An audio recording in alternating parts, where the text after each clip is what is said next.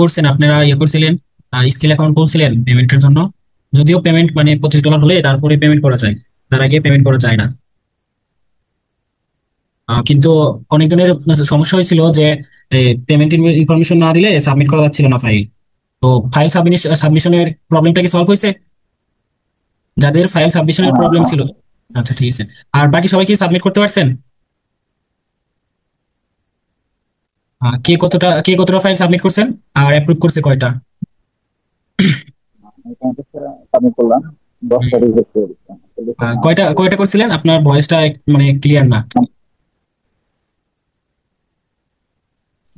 50টা করছিলাম, 10টা রিজেক্ট করছিলাম, আচ্ছা, নিয়ে আসি।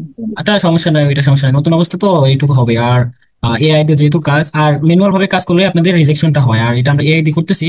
আর দ্বিতীয়ত সিমিলার কন্টেন্ট ধরে, তো যার কারণে একটু আপনারা কাস্টমাইজ করে নিজের মতন করে চেষ্টা করবেন, অন্য ডিজাইন থেকে আইডিয়া নিলে ও নিজের মতন করে করার চেষ্টা করবেন।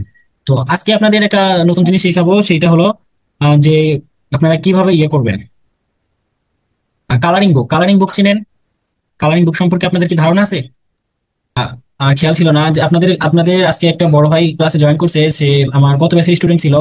না, ওনার আজকে পেমেন্ট পেমেন্ট উইথড্র দিবে, তো সো ওইটা আপনাদের দেখালে আপনারা একটু ইন্সপায়ার হইতেন আর আপনাদের পেমেন্ট সম্পর্কে ঝামেলাটাও যাইতো। তো সাইমন, আপনি একটু আনমিউট করেন। হ্যালো। হ্যাঁ, কি খবর, ভালো আছেন? আলহামদুলিল্লাহ, আপনি ভালো আছেন? এই তো আলহামদুলিল্লাহ। সো আপনার স্ক্রিনটা একটু শেয়ার দেন আর আপনার সাথে কথা কন্টিনিউ। আচ্ছা। আপনার 35টা ডাউনলোড থেকে $26 আছে।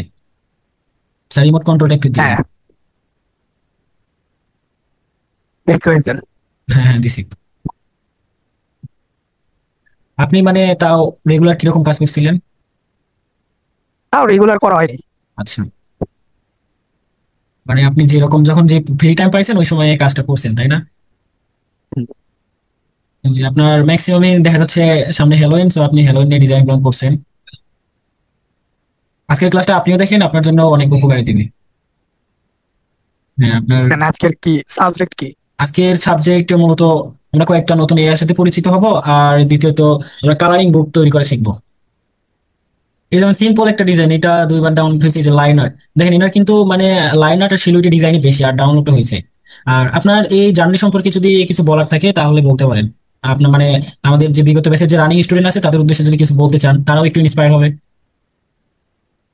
তাদের বিষয়ে আমি আবার কি বলবো?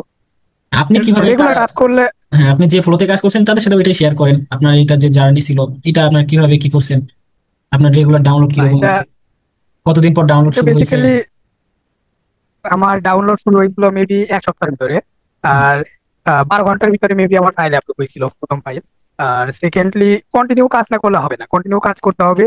আপনি উইকলিতে প্রয়োজন পড়লে 2বার যদি ফাইল আপলোড দিতে পারেন তাহলে 2বারই দিবেন, একবার দিলে একবারই দিবেন, কিন্তু কোনো উইকে ফাঁকা রেখে যাবে না। হ্যাঁ, আপনি মানে 50টা পারলেও প্রতি উইকে আপলোড করতে হবে, রেগুলার আপলোড না করলে আপনার ডাউনলোড কমে যাবে।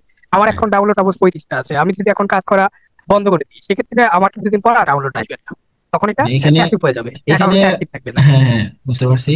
এইখানে অ্যাডোবি স্টক যে জিনিসটা দেখে সেটা হলো আপনার কন্টিনিউয়াস কাজ করতেছেন কিনা আর অ্যাক্টিভ আছেন কিনা। এরা অ্যাক্টিভ দেখে আপনার, আপনি প্রোফাইলে অ্যাক্টিভ আছেন এটাতে এরা দেখেন, এরা দেখে যে আপনি সপ্তাহে 7 দিনের মধ্যে আপনি কতবার আপলোড করলেন ফাইল, আপনি ও সপ্তাহে কোনো আপলোড করছেন হ্যাঁ, কিনা। আর দ্বিতীয়ত আরেকটা জিনিস যেটার জন্য আপনাদের প্রোফাইল র্যাঙ্ক হয় সেটা হলো আপনার রিজেকশন রেটের উপর। আপনার যদি রিজেকশন রেট যে সপ্তাহে কম সেই সপ্তাহে আপনার প্রোফাইল ভিজিবিলিটি বেশি হয়। ধরেন আপনার রিজেকশন যখন কম থাকে তখন বায়ারদের কাছে আপনার পোর্টফোলিওটা পুশ করে। আর রিজেকশন যদি যে সপ্তাহে রিজেকশন বাড়বে সেই সপ্তাহে আপনার একটু ডাউন করে দিবে, বুঝতে পারছেন? তো সেই ক্ষেত্রে আমরা কোয়ালিটিটা একটু ইনশিওর করার চেষ্টা করব। তো আপনি এই যে ইনসাইটে যান।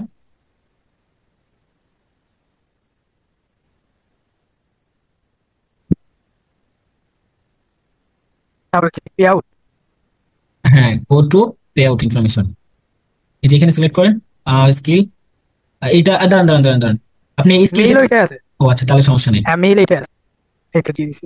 এখন আবার ওইখানে যান, এখানে সেভ দেন, সেভ দেন, নিচে কর্নারে নিচে সেভ আছে না? আচ্ছা, এটা ওয়েট, আমরা, না সেভ নাই তো। আচ্ছা ঠিক আছে, এটা তাহলে অটোমেটিকলি হয়ে গেছে। তাহলে এক কাজ করেন, আবার ইনসাইটে যান। এখানে গেলাম। হ্যাঁ, পে আউট, দেন এখান থেকে no I am not a US tax residence, এটাতে দেন। হুম। এখানে ট্রান্সফার আচ্ছা, অ্যামাউন্ট 26 পয়েন্ট, একটু স্লো করেন, আমি একটু দেখি সবাই যাতে সুবিধা হয়, বুঝতে পারছেন? আর আচ্ছা, পেমেন্ট আচ্ছা, মেথড আচ্ছা। স্কিল আর ইমেল হলো এটা। আচ্ছা, ঠিক আছে। এখন ট্রান্সফর্মে ইয়ে করেন, ট্রান্সফর্মে ক্লিক করুন কর্নারে। করছি। এই যে দেখুন, your payment request has been successfully submitted, it will be process within 7 and 10 business day. এই 7 and 10 বিজনেস ডে অনেকজন বোঝে না, এরা আপনার কাউন্ট করে কি শনিবার বন্ধ। না, শনিবার টু রবিবার টু রবিবার কিংবা শনিবার টু শনিবার, শনিবার টু শনিবার আপনারা ক্যালকুলেট করেন। বুঝতে পারছেন? যদি আপনি আজকে হুম। সানডে দিলেন, সো কালকে দিলে বেটার হইতো, আছে সমস্যা নাই, মানে শনিবার থেকে 7 দিন ধরে। তো আপনি এই শনিবারে যে সামনে যে শনিবার আসতেছে এরপর শনিবারে আপনার মানে পেমেন্টটা ঢোকার সম্ভাবনা বেশি আছে। বুঝতে পারছেন? আচ্ছা। আর এই যে এখন ইনসাইটে, আবার ইনসাইটে যান, তারপরে এই যে পেমেন্ট হিস্টোরি,